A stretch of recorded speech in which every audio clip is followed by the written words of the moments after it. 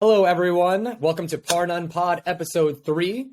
To all of our listeners, thank you for tuning in. To all new listeners, I hope you enjoy the show today. I am PJR or PJR Scratch Golf on Instagram. This is my homie, Ryan Hernandez, also known as Ryan Hernandez Golf on Instagram. How are you doing tonight, man? I'm pretty good. I'm doing well. Thanks for asking. Good to be back with you guys. Thank you guys so much for listening. We are having a ton of fun, so I cannot wait to get into episode 3. Obviously, we have to talk about waste management, I think. Wild finish. Absolutely. It was such a good... There's so much to unpack here. Yeah, we got tons of stuff. Efferom not getting the deal done. Rory falling out of the number 1 spot, which I feel is a little premature, but world ranking points make no sense to me. Right. Before we talk about Scheffler winning and how clutch he was, I want to talk about Nick Taylor and the show he put on. Canadian kid. He's only been in contention one other time, and that was against Phil Mickelson at Pebble Beach. Phil, I believe, ended up winning that tournament. Nick beat him. Nick beat him. I believe Nick beat him. I could be wrong either way. Doesn't matter. But the fact that he hung in... work on that. Yeah, we need a fact checker for sure. He was like 6 or 7 under through like 12 holes. Mm-hmm. Like he hung in there great until Scheffler made that eagle and he had that lip out on 17. He was in it, and he kept his composure so well. He's hitting great golf shots. He was fearless. I mean, I already like the kid, but this right now, I mean, this is going to boost his confidence. I mean, nothing to take away from hanging in there against Phil, but Scheffler's a different beast, especially when he gets hot. To be able to compete with somebody relevant on tour and do what he did, I know he didn't win, but this has to do amazing things for his self-esteem and his golf game. 100%. Absolutely. Yeah. No, I totally agree. And that lip out on 17 is heartbreaking. Hard. Oh, dude, it was the worst lip out. That's the lip out that all of us, our stomach drop, and we just want to. You can see the middle finger coming out of the hole. Like, you know what literally I mean? All the way around. What is happening there?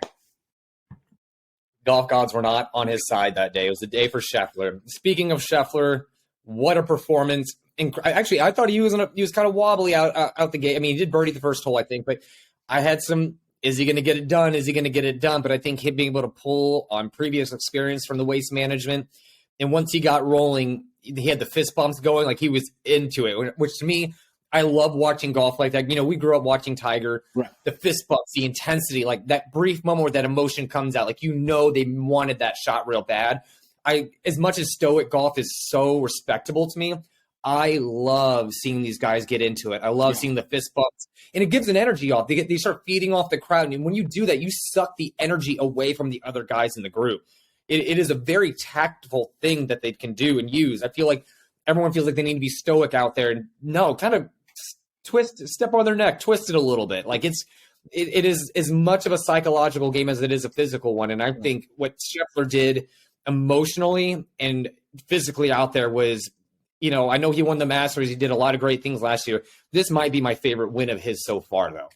Yeah, no, I don't disagree with that. And, you know, to your point about just kind of the like physicality of what they're doing, I think what I really like is that golf is kind of turning into this thing where it is getting more like, and I know Tiger started it, but, you know, it's kind of going away from that stoic or stoicism that you're talking about.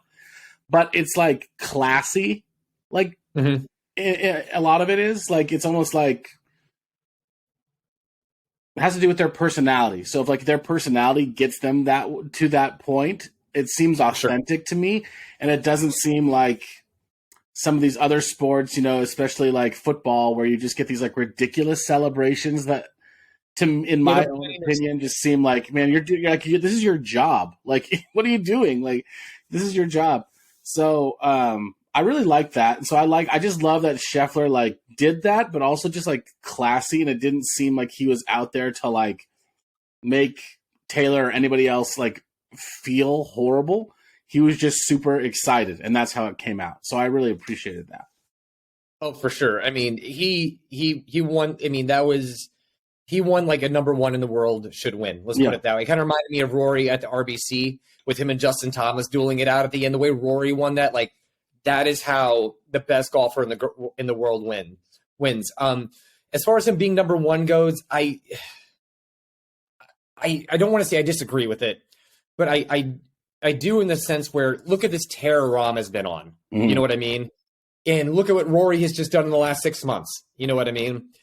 Scheffler really didn't do much after the Masters, and then he wins this tournament, and now he's number one again. To me, there's a little bit of an imbalance there. You know what I mean? It doesn't make sense to me how somebody can win 3 golf tournaments and not be sniffing the number one spot so soon, but somebody that has won 1 tournament in the last 9 months can claim it like that. Yeah. Does that make sense?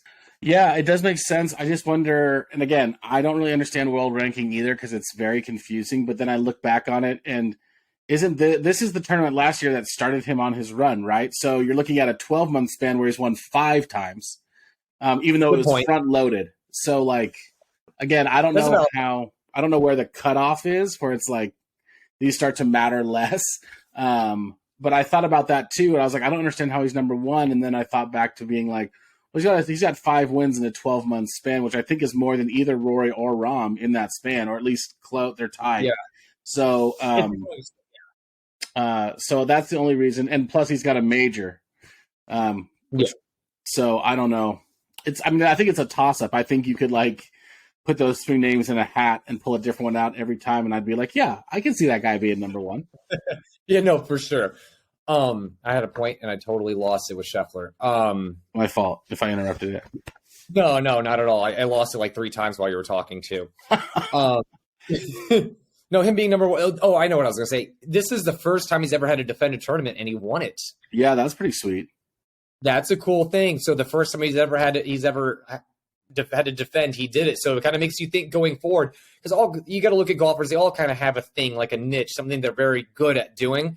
Is he going to be a good defending champion? And going forward, that's going to be something to pay attention to. I mean, hypothetically, say he wins the Masters again.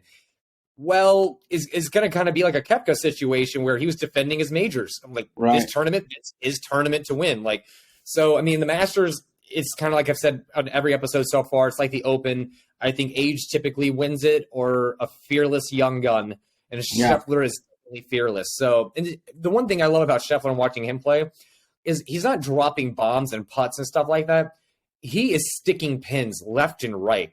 I don't remember the last time I saw an iron player go on to win and stick so many pins. But it makes you wonder if if that proximity of the hole is, let's say, 5 feet more for him, is he going to win? Can the plastic save? I mean, we don't know because he sticks it every single time. Although that par save on 16 was pretty sweet after he hit it over and then drain that par putt. So he just seems to have. I mean, he doesn't. It's funny because when you watch Scottie Scheffler, he's a weird golfer in the best ways. Like I really, really enjoy him. But even though he won 4 times, like even watching him this week, you just watch him swing and watch him do things, and you're like, like you don't expect him to be good, but somehow he's like doing really good things. But it doesn't seem like he's doing really good things. Like when Tiger was playing, it's you're like Rahm. You're just like, I don't know. I don't know even how to describe it. You just like it's almost like it sneaks up on you. You're like, wait, he's winning by 3. I didn't even really. He was doing things so like calm and matter of factly that it didn't seem, like he was winning a tournament. It doesn't seem like a golf swing that is. I mean, if you look at a trained traditional golfer, it's not a golf swing that I feel is, for most people, repeatable. So I feel like even though he repeats it very, very well, and that's obvious, I mean, but it feels like I've always kind of said this, the more moving parts you have in a golf swing, the more chances you have of losing your swing. And that's why they kind of preach, and that's why stack and tilt is such a big thing for other people that are, for higher handicap golfers. The less motion you have, the less things that can go wrong, the more consistent you're going to be. He has all kinds of shit going on when he's swinging the golf club. And that I think if anybody else tried it, they would hurt themselves to do it. I mean, he does it. He's great at it, and he's proven his consistency with it. But you just can't help but, like, when your mind trying to wrap around it, you're watching it going, man, you're like one wrong foot move away from a double bogey. And if he didn't have that par save on 16 and Taylor makes that putt on 17, it's a totally different golf tournament. I mean, hell, Taylor makes that putt on 17 is still a different golf tournament. But, I mean, if the nuts were candy nuts, I know, yeah. But, like, it's one of those things that just – it was a hell of a tournament to watch because, like, you were just, like, you're just waiting for someone to slip up. I don't even think – did Scheffler even take a bogey all day? I don't think he did. No, I don't think he did. We can go back and look at it, but I'm almost positive he didn't. Because I remember looking at that. So, Yeah, I mean, he just played an incredibly clean round of golf. So, I mean, I think it was well deserved, and I'm happy for him. I hope he dominates again. Like, I want to see him do well. He's one of those guys that's easy to root for. So, Oh, yeah. Absolutely. Yeah. And talking to Waste Management, can we talk about how well Rickie played and how good it was to see him? I was just going to say that. We have to talk about Rickie and Jason Day. Yes. Jason Day looks like he's lost weight and he's healthier, and I think the loss of weight is going to help with his back. And I think he's been working with Sean Foley lately too. So, is that right? I don't know. I can think. We can look that up. Let's see. But so Rickie, first off, his last win was at this tournament, and it was so good to see him hitting good golf shots and making putts and doing things that Rickie does. That hole-in-one was awesome. I mean, to me, there's so much good he can take from this week, and I'm so happy for him. And because I'm not going to lie, I have had my concerns with him going to live, especially as the golf game was leaving. I think he thought about it probably because his golf game was leaving. He wasn't making cuts, you know? So it's one of those things that seeing him play well, hopefully he can carry some momentum. You know, I would love to see him compete in a major. I mean, I don't think anybody's expecting him to win this year, but if he can get back up there and be in contention again, like that's going to be huge. Yeah, no doubt. And I think like he's been kind of steadily progressing. Like I feel like this is maybe the third or fourth tournament where we've actually seen like, hey, Rickie's in the mix. Like his name's at the top of the leaderboard. And I think the ace really helps. And I don't know if you saw Jason Day's interview, but he was just talking about Rickie. Yeah, he was talking about how nice it was and just like, you know, kind of how they've both been mirroring each other, like both been playing bad and kind of had some, he just said like some other stuff going on or some like being not in a good place, which I don't know what that means exactly, but probably just when you lose your confidence in your golf game, you got to imagine like that's your livelihood. Like we lose our confidence in our golf game. I mean, okay, we're just going to shoot bad scores. Like our life doesn't depend on it. Right. I mean, he has a brand to represent. I mean, Rickie Fowler, up until he lost his game, was the biggest name in golf. I mean, especially considering he's never won a major. I mean, to be fair, I mean, he won the Players, but he hasn't won nearly as much as you thought he would have won on tour. Right. But for him to have the fan base and the following and everything that he's done for the game of golf and not winning a whole lot is it's amazing. And he's somebody that you want in the game of golf. Yeah. He's great for it. Agreed. But to see it and to be that guy and then not make cuts and then to not even sniff a cut or be in contention for like a year or two, going through swing changes, doubting your game, and listening to Justin Thomas and Spieth talk about all the work he's putting in and how it has to hurt and it's painful. I mean, Spieth went through it a little bit too, but Spieth had the majors and everything too. Right. But I can see that putting you in a bad emotional spot, especially if you're a competitor and you're competitive and you thrive on being in the hunt and in being in contention, and like then you take that away from somebody. It's like being in a band and then not playing shows anymore. Right. You know what I mean? Like during COVID, that was a thing though. A lot of bands were talking about like how they didn't realize how addicted to that adrenaline they were. And then when you take that away from them, that fast dopamine rush, well, you have nothing else to replace it with because that is what you do for it. So it's like it's like a drug withdrawal, like addiction withdrawal. Yeah, just don't quit drugs, so you don't have to worry about it. That's completely in your control. Kid, no, we do not endorse that viewpoint. We do not condone drug use. Slippery slope right there. But yes, Jason Day playing well though was great. I love seeing him putt well again. I just want him to stay healthy. I think he has some more wins, and I think he'll win again this year. I don't know if it'll be a big tournament, but I see a win in his future. I do too. I mean, I just think I think he's one of those. He just kind of fits the bill as one of those players that could have a resurgence like later in his career. Like he just seems like the type of player. He's got the temperament. He's got the mechanics. He's got just kind of like everything you need to put together a really good like second run at it. Kind of like a Justin Rose-ish type player. Just like he's always steady. He's back at it. And I just feel like if Jason Day continues to play well, he could definitely win. I mean, I honestly think he could. I think I would put more money on Jason Day winning than I would on Rickie winning first. Yeah, and I think it purely comes from that. Even at his Waste Management win, Rickie, he's always struggled with closing out tournaments. I mean, I know that everyone says like, "Well, look at the Players," and like, yeah, no, he was unbelievably clutch at the Players. I'm not disputing that, but you can tell in his demeanor on the final round. The last 9 holes, it changes. You can tell he's thinking about winning. You can just, if you watch enough golf, you can just see it in him a little bit. You know what I mean? He's a little bit nervous. And after the rounds, the times that he's come close and lost, you can tell how emotional he is. You can tell how bad he wants. And in being that close that year that he placed second in every major. You know what I mean? Like, if you can't get the job done, it starts to get in your head about, oh God, am I going to be able to get the job done? Am I going to be able to close out this tournament? You know? So, I mean, rightfully so. I'm not shitting on the guy by any means, but like, no, could you imagine being contention over and over and over again, but never winning, or maybe having the lead going into the final round and losing it over and over again? Yeah, it would. Winning tournaments is a lot harder. Yeah, it would be super frustrating. I mean, I've barely been in contention for anything in my entire life, and I just think about like how little, like meaningful golf I've played compared to those guys. And even just like when you have a good round going and you have a blow up hole, like how defeating that is to your score. You're like, well, my round's ruined. And it's just like one bad. I mean, again, that might not be the best mental space to have. But I mean, just like to have that kind of happen over and over, be like, I was right there and I just couldn't close it out. That would be heartbreaking. Have you ever played like big money games? Like you had like a lot of money on the line for a putt or something like that? Yes and no. I mean, like not like. I guess it depends on your definition of big money, but like I'm talking like a putt that hundreds of dollars rely on.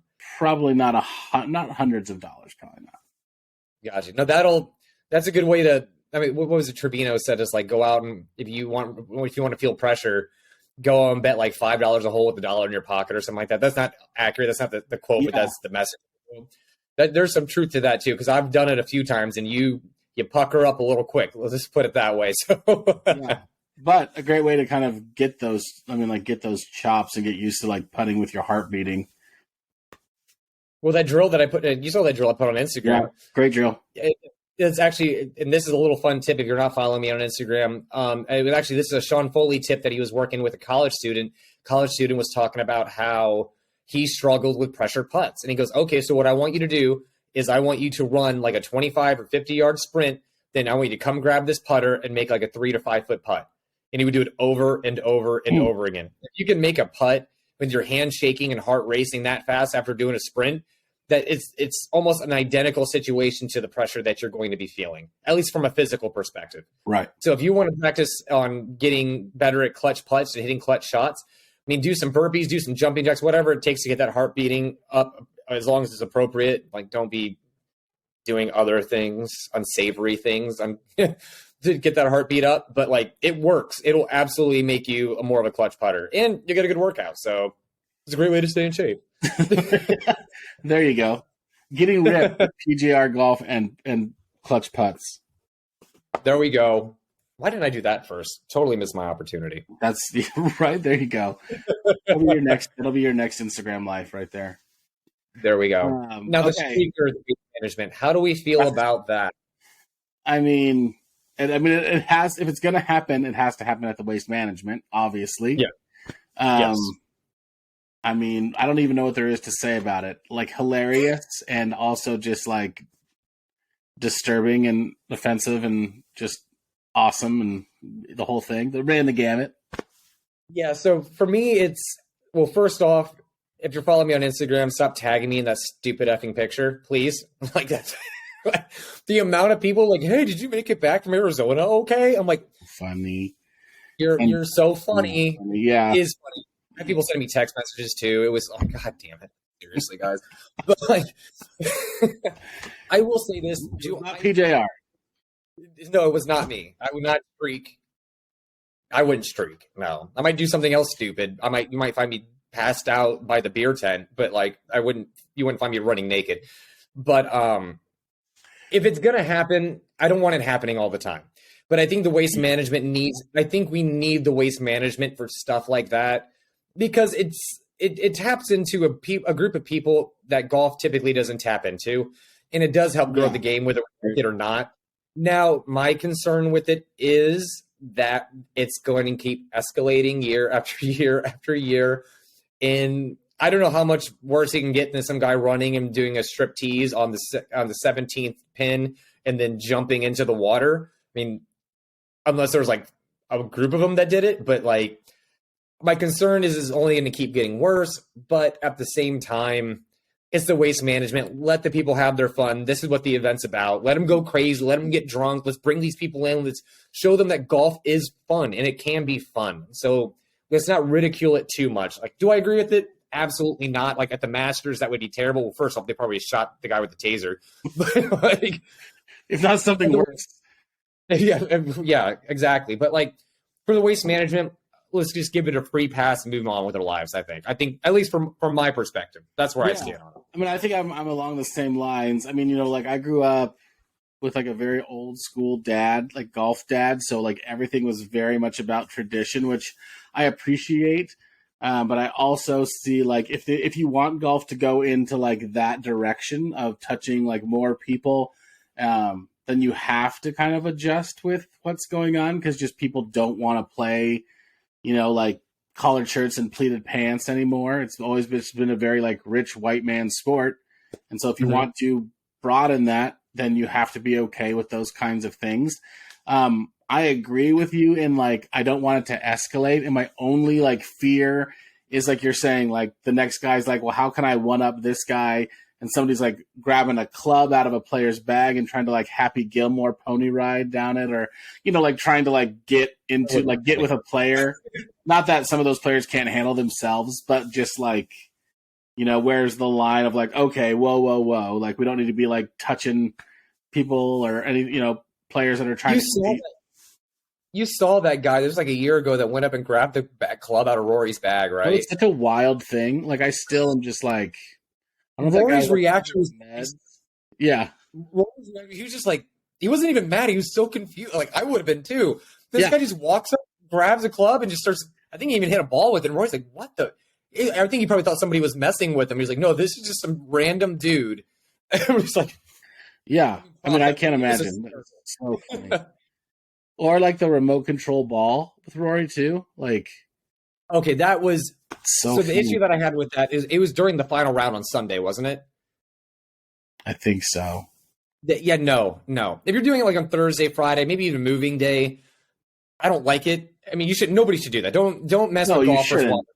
You shouldn't do it. Like wild things. Yeah, the remote control ball on the green on the final day on the final group, and it's a tight match. Like, come on, dude. Whoever that guy is deserved whatever he got. Like, that's just so uncalled for. And it was kind of a douchey move, in my opinion. Like, there's just something. Now, if you want to mess with your buddies that way, absolutely. I encourage that behavior. I'm all about you're on the course with your buddies. You can be as dumb as you want and mess with them. I have people throwing tees at me while I'm hitting golf shots. I mean, some of these golf trips I go on, it's just loud music, lots of drinking. It's a great time. It's a party, but there's a time and a place for everything. Feel out the group of people you're with. Right. Just don't pick on the people that are when you do it to somebody it's going to make mad and they come at you, don't be like, oh, well, what are you doing? You can't dude, what did you expect from the 85-year-old guy wearing short shorts when it's 60 degrees outside? Like he obviously is pissed off at the world. Right. Yes. Know your audience is just a good like life lesson outside of playing tricks on the golf course, but totally agree. The last thing that I was thinking that in my mind about the waste management, I don't know if you saw this clip, but I thought it was really cool. And I think this will transition to our next thing that we wanted to talk about. But like they were interviewing some players. I think it was Rahm and Jason Day and Tom Kim. And they're like, hey, did you hear that Tiger is going to play next week? And then that was like the first time they had heard it. So they kind of like caught their like knee-jerk reaction, which I thought was really cool. And they all seemed pretty excited about it. So, I think this will be the first professional tournament Tom Kim's played in that Tiger's playing in. And I think it's going to be exciting for him. It's good for, nobody can dispute that it's not good for the game. The pros admitted to. I think there is a degree of, I don't want to say this and it's going to come off the wrong way. Golf is in such a great place right now, even without Tiger. And I think with Tiger being in it, I think there might be like, oh, the limelight's on the wrong person, because no matter what Tiger shoots, it's all going to be about Tiger while at Riviera, which rightfully so, because that's what I want. That's not the point. But like, I feel like there's a little bit of like, oh, I think getting ready for the Tiger storm kind of thing, because there definitely is a lot that comes with Tiger playing in a tournament.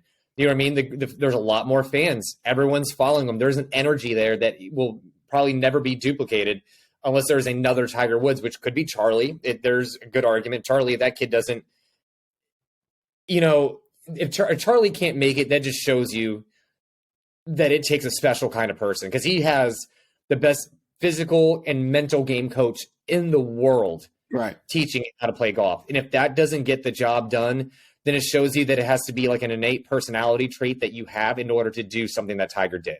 Right. So it'll be interesting to see how from that perspective too. So, I mean, it's so hard to be dominant now, though. Everyone's so like when Tiger came in, it was such a different generation of golf. It wasn't a dominated game really. And now everyone's so good because of Tiger. The elite level of golf is so much higher, and that's why it's so hard to have a dominant force in golf. That's why I get kind of mad. Like everyone says, like, I know a lot of people only watch for Tiger, and I get that.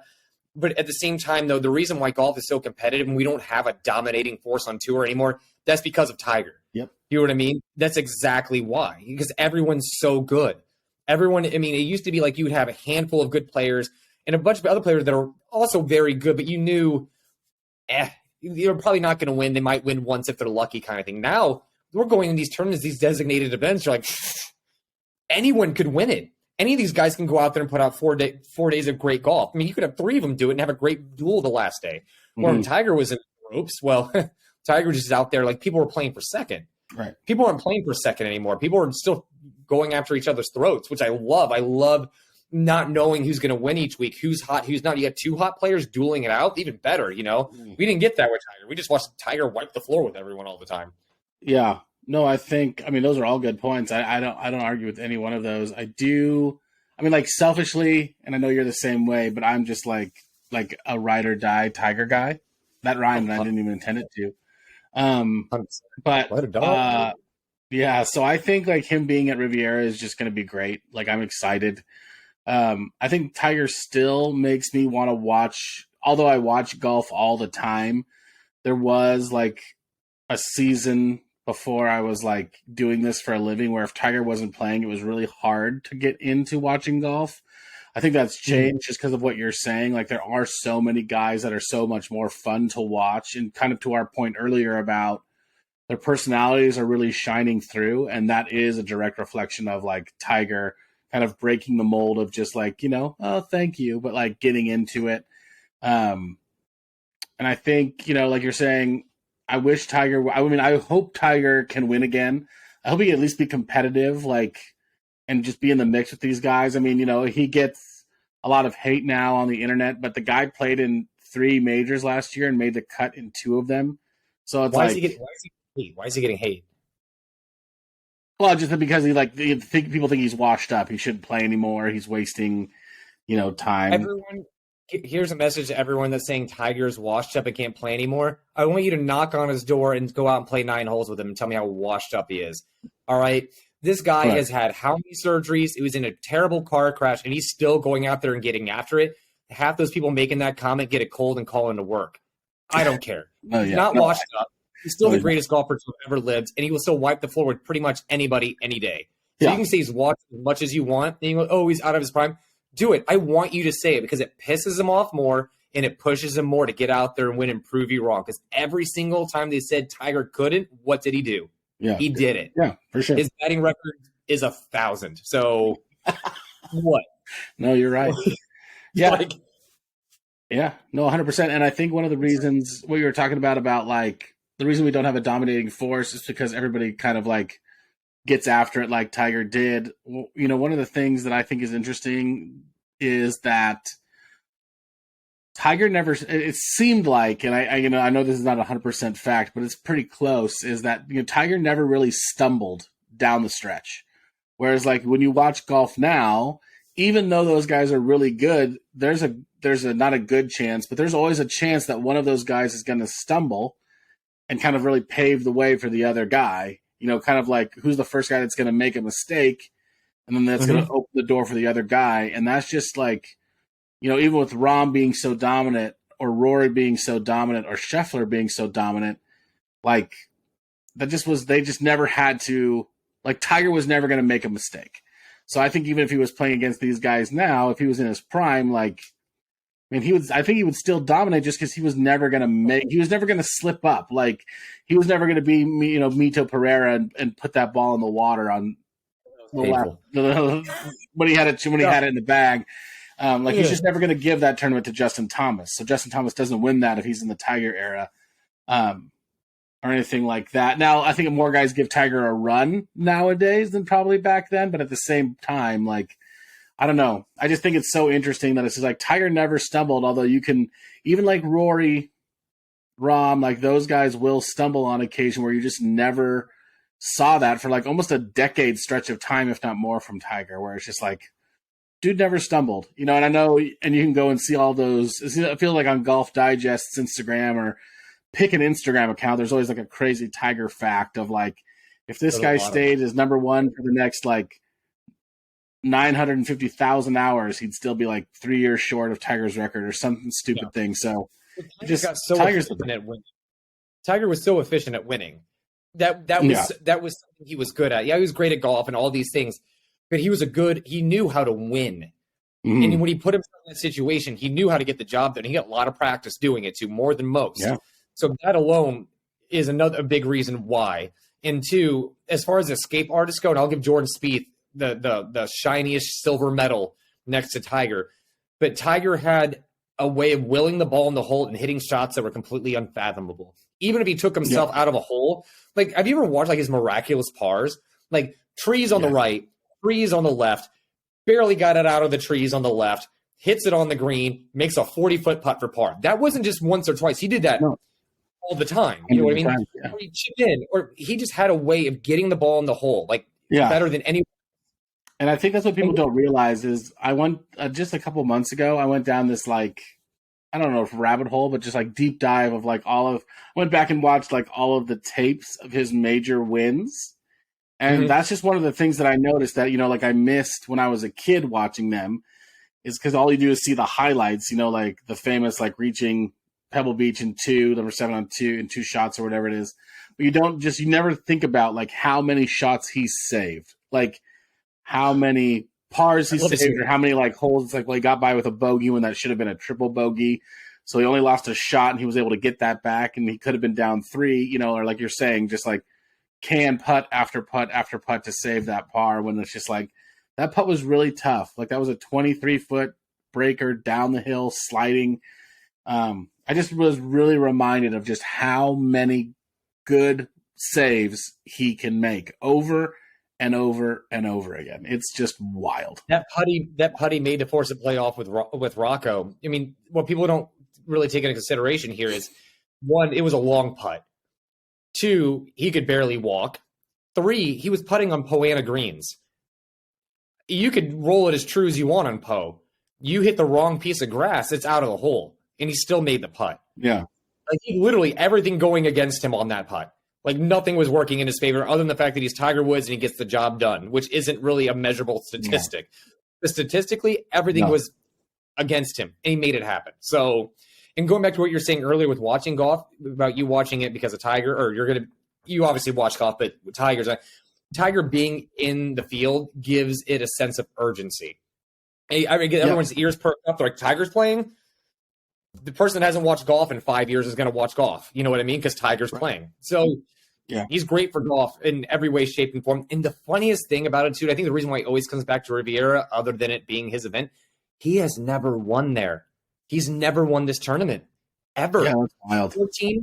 14 starts, has never won this tournament, which is a mind-blowing statistic for Tiger, considering like how many times he's won like every other tournament on tour. Yeah. Like and the course doesn't set up bad for him. It's a course that you think is not super long. It plays to his strengths and irons, his iron game, and putting, in short game. How has he not won? It makes no sense to me. I think he may have won. There's like an amateur, like back in the day. Yeah, maybe. But as a professional golfer, he has never won this event. So we all want to see him win that, because imagine him getting that one more win at a course he's never won before. Like, that'd be sweet. Yeah, I don't know. I don't see him winning this week, to be honest with you. I want him to. I hope he comes out and surprises everybody, but his performances, other than the Masters and him winning that Tour Championship, were a little lackluster. He says the plantar fasciitis is fine now, but then again, his fine and our fine are two totally different things. His fine is still us being in unbearable pain. So, yeah. And I feel like we always hear like he's fine, and then we like watch him and he's limping around, and you're just like, man, that does not look good. It doesn't look good. No, that does not look fine. Yeah, I guess we'll just see. I know that he was at LA Country Club yesterday, like, because that's where the U.S. Open's going to be. So, which is wild because I think everybody was saying like if there was one major he's not going to play anymore, it would be the U.S. Open just because of how tough the rough is and the trek is because he's just like trying to get up and down. But I mean, if he's there scoping it out, he obviously has thoughts that he's going to be able to play in it. So. For sure. And he didn't hit any golf balls. He was just driving around in a cart, scouting out the course. So right. But even that is just some, like, if he had no intention of playing the U.S. Open, he wouldn't be there. I think the way that I kind of read it was as of the moment and how he's feeling at this current moment makes him think that he can do it. Now, get a couple tournaments under his belt. Let's see how he feels. It can always change. And I feel like he's one wrong move away from potentially another injury. I mean, he's falling apart, unfortunately, and it breaks my heart because we all know he can still hit all the golf shots, but his body's not holding up. But then again, the reason why he was so great is because he pushed his body that hard. So it's like he wouldn't have been as great if he didn't do the things that hurt his body probably as much. Now, doing the Navy SEAL training probably was a dumb move, but what it did for his game and everything like that, and it was out of respect for his father and everything. Like, you can't really go after the guy for it. I mean, you can try to, but he's still more successful than any of us. So, right. And I think that's an interesting, like, not to get super philosophical and kind of go off like into a real tangent, but like, I think that is an interesting like argument or just debate to have of like, is that worth it? Like, is having that legacy now worth like the half of his life or, choose anybody, right? Like, is it worth it to have that legacy or whatever you get from that, the trophies or the name or whatever, then have to live like another half of your life, like in pretty rough shape?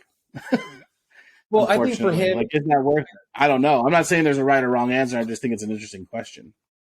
I think, for someone like you or me that don't have millions upon millions of dollars and the best doctors in the world, probably not. But I think when he walks away from the game, he's going to be just fine.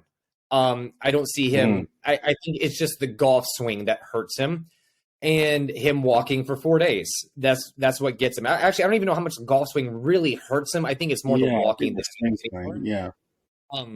Which is just heartbreaking because he went through all that hell with his back, and he got his back set up, and his back was finally good again. And then the car accident. I was like, you've got to be effing kidding me, dude. Like. But if he comes out and wins again, I mean, it's Ben Hogan style shit, dude. It's next level. Like, there's not many people Ben Hogan. I mean, I am a Tiger fan, diehard, always will. But my favorite golfers, other than Tiger, will always be Ben Hogan and Arnold Palmer. One, they were the coolest. They were the coolest golfers not bad ever. Choices. And Ben Hogan, it's just the definition of hardware. My man, the cigarette hanging out the mouth. That's a classic freaking photo right there, man. But that's pretty Ben sweet. Hogan just. The definition of perseverance and hard work and just digging it out of the dirt. You know what I mean? Yeah. So if he can win again, like, it's going to put him above Hogan because it's just unreal what the guy's gone through. It's next level. I think it's going to be, he barely squeaks by and makes the cut. Or I don't know. I don't see him in contention. I want to be wrong on that. Just based off of his past performances at the tournament, the shape that his body's in, is his first competitive tournament in how long? I just don't see him competing in it. He's Tiger, so obviously there's the Tiger element that could just completely change everything. But statistically and historically, I don't see him competing in this tournament very well. Honestly, I just want to see him make the cut. If he makes the cut, that's a win for me. Yeah, I think it's funny because I totally agree with you. I don't really see him, unfortunately, like competing for any hardware. But also, the interesting thing about Tiger is he keeps everything so quiet. Like, nobody knows what shape he's in. So it's like he could come out there and fire he could come out there and fire a 78, or he could go out there and fire a 65. Because we just don't know. Like, nobody knows. Like, nobody's even seen him hit balls or anything. So we just, I'm like, that's the coolest thing about it. Yeah, I think so too. Because no one knows what he's showing up with. And on the range, he's a beautiful golfer. I mean, you could throw a blanket, like a little golf towel over his golf shots, but doing it in the golf tournament is a totally different thing. Yeah. So gosh, in a perfect world, he competes, he's in contention, and he wins. I would love it. I would Oh, love every second of it. But I would go the nuts story, in my house yeah. screaming if he won the tournament. Oh, it's going to be nasty in this house. Like it's going to be a problem. It'd be awesome. Okay, I, well, I if will be Tiger's not going really, to, sorry, go ahead, finish your thought. I'm I sorry. will be really hungover on Monday. I Just will saying, like, not, but I will be hungover with you in spirit. there you go. It's a Well, I'll smart be move. hungover from no sleep because of the baby, but a different kind of hungover, much less fun. Okay, so if Tiger's not competing in Riviera, who is going to compete at Riviera? Oh gosh, you got to throw Scheffler in there. He's on a heater, and there's very few golfers out there, in my opinion, that can string together tournaments and that are dominant. I've said it before. Rahm is one of them. Rory is one of them. Spieth used to be able to do it. JT can do it. Oh, I don't know why he doesn't win more than he does. I like JT this week, though. I do like JT this week. Tiger's in the field. He typically plays better when Tiger's around because he's Tiger's buddy. He did play well on Sunday. He did put together a solid 4 days. You can see the game coming around. I like JT, and he was in contention there a couple of years ago, if I remember correctly, and just fell apart in the final round. I like Rory there. Rory plays the course really well. But Scheffler, if he's on a heater, I struggle to not pick him. yeah. Rahm, I want to pick him, but I don't see it happening. He needs to work on that driver. The driver was getting away from him. That cut was turning into a pull hook all day, which that's the downfall of that cutty swing is that toe gets out in front. It's not a cut anymore. Right. The power fade becomes a power out of bounds. Oh, for sure, yeah. Thank God they're long enough now. On 18, he pull hooked it on Saturday and Sunday. He just flew the lake, which is nice. But on Sunday, it actually bounced all the way almost into the fairway, so that was pretty cool. But Rahm, I think I'm not going to say he's cooling off, but I think he needs to cool off a little bit so he can get ready for the Masters. Scheffler, I like Scheffler this week. I would like to see Rickie put up a good performance. I still think we're talking, Scheffler, we're talking Rory. There's not really many names really creeping up there right now. I feel like a big name's going to win this tournament. Small names typically don't win it. I think Adam Scott. If Adam Scott's in the field, I like him. I like Adam Scott. I like Adam Scott for it a lot. Yeah. Fair enough. I actually really like Morikawa this week. Oh, okay. Only because I think this course, and this is just my opinion, but I think this course really is an iron striker's course. For sure. Like you said, it's not that long, but it really sets up well for people who play really good with their irons. And Collin Morikawa just plays really well with his irons. So I don't know. I mean, I know he's been kind of cool lately, but I could see if he's going to have a good week, this would be it for him heading into Augusta. So I actually really like. I know it's kind of but he's still in the top player, one of the top players in the world. So I don't think it's completely out of, the realm of possibility for him to, to be there. So I really like him. Cut. I think I can see that him missing the cut, and I think he probably spent the last few days chipping and putting his face off. So yeah, and I know he's working with a new short game coach, so I don't know, that could be a factor, but I just feel like he's got to figure it out sooner or later, and so why not this week for sure. And then I guess if I had to pick a dark horse guy, well, I don't know. I'm so bad at picking dark horse picks because you just never know who's gonna like. Is Nick Taylor in the field? I have no idea. I'm sure he is after his performance. He'll probably want another start, especially without winning. We could look it up, but I wouldn't. I kind of like Tommy Fleetwood. I can see this course setting up well for him. Yeah, me too. He's just, again, iron striker who can get the ball in the hole. I mean, I know, again, he's another guy, just kind of like I can't believe he hasn't won more than he has. Mm-hmm. Because he just I don't know. He just seems like he should be a bigger name than he is. He just never could. He doesn't compete as much. I know he doesn't live in the United States, and so he plays along on the DP World Tour, which is why we don't hear as much from him. But yeah, I like Morikawa and Fleetwood this week are going to be my choices. I think it's going to be somebody who's like out of the mix of those names. Although, like you said, this seems to be the part of the year that Scheffler likes to win golf tournaments. So it's hard to bet against him. But I mean, we also have someone like Xander in there too, which I think Xander is really, really, really close to going on a tear. Yeah, okay, I can see that. If he was putting better, he'd be in it. You can't take someone like Spieth out of it because Spieth has been playing some great golf lately. It's just a matter of him putting it together for 4 days. And actually, I'm the more we get closer to the Masters, I almost don't want Spieth to win before that because I think he's going to put on a clinic at the Masters this year. Really? He plays that course so well. But he's always played the course well. Even when he was playing bad golf, he was playing the course well. He goes in there with some confidence, some rounds of 63 like he shot at the weights management. Man, you can't take him out of it. The course sets up beautifully for him. It requires creativity. It requires great short game and knowing the course. He checks every one of those boxes. Yeah. So, and also, of course, like Riviera being shorter. And by the way, I don't know if you paid attention at all to Spieth's distances off the tee. Dude has picked up some speed. He is hitting it a bit. Yeah, and that's going to do amazing things for his game. That's one less club that he needs to hit.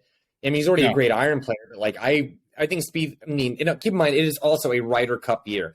So we're really going to be seeing these guys turn it up a notch because it's Ryder Cup year. So you really got to pay attention to the people that are trying to make the Ryder Cup for the European team and for the American team.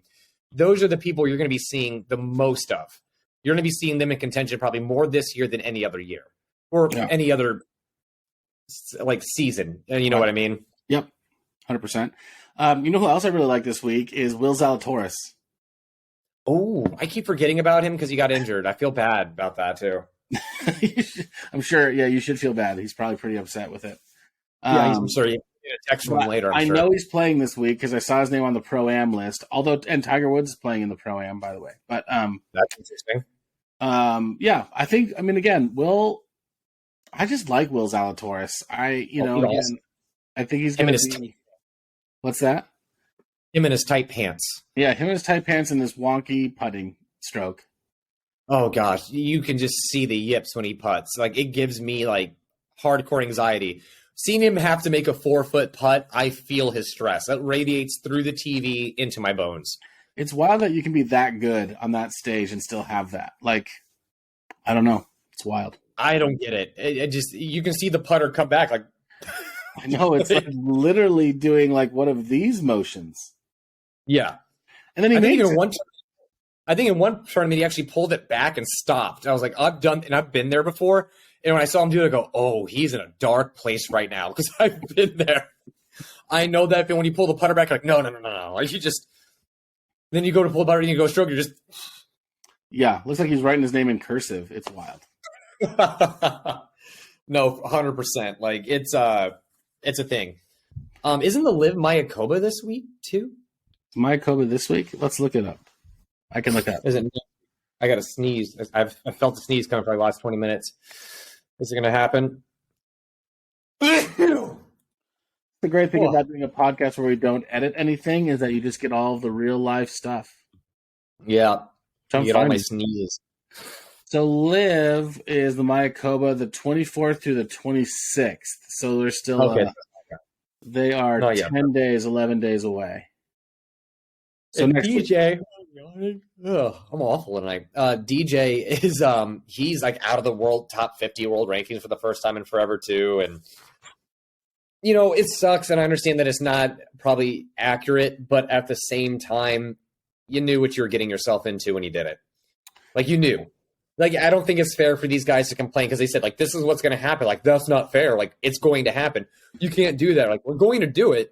Okay, well. It's still not fair. And then they drop out like, this isn't fair. I'm like, you guys just keep saying it's not fair, but we kind of warned you of all of these things that would happen. So, yeah, I wonder how much Liv promised them that didn't come to fruition. And again, I don't really know, but I think Justin Rose was on the Foreplay podcast last week, and he was just talking about how the reason he didn't they were just making the like, hey man, you're kind of in the profile of people that would have gone to Live, like you're in the back end of your career.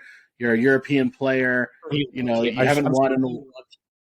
I'm sure he loved hearing he was in the back end of his career too, but go ahead. Well, yeah, but I mean, I think until yesterday or until last week or 2 weeks ago, he hadn't won in 4 years. So I get the comparison. I do he understood, but I think just like he kind of made it sound like, there was just so many unknowns. Like, we didn't know, like, are we getting world ranking points? Are we not? Is the team aspect really going to work? Is it not? What is the ownership stake?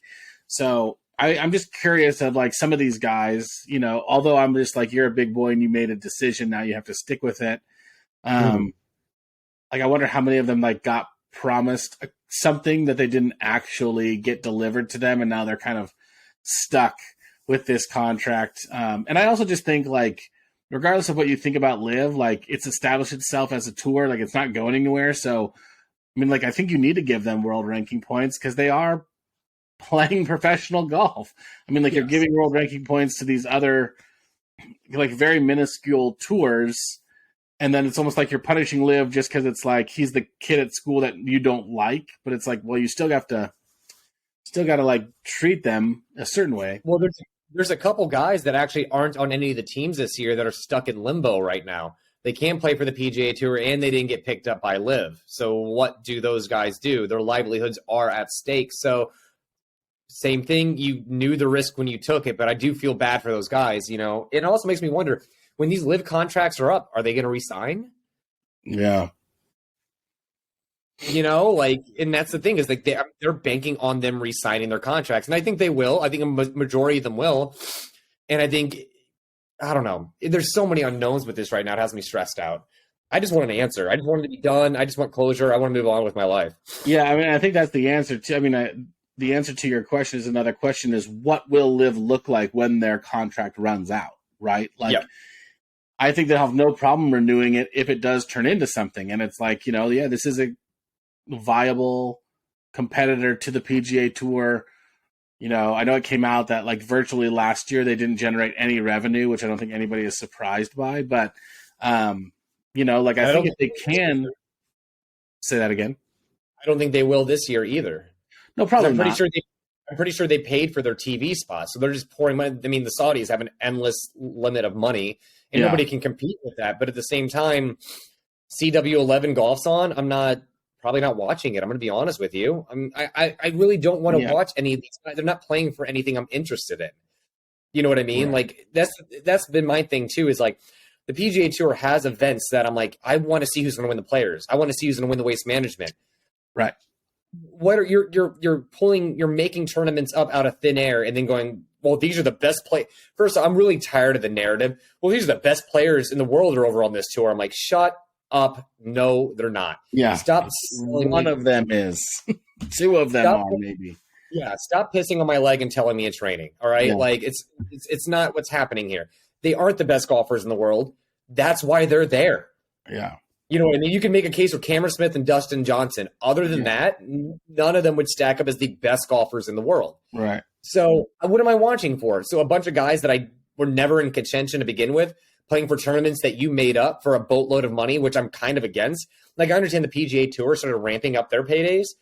I'm not even in agreement with that necessarily, because I'm borderline a minimalist. Like, would I say no to millions of dollars? Absolutely not. But that is not my sole driving purpose in life. Yeah. And you guys had enough money to begin with.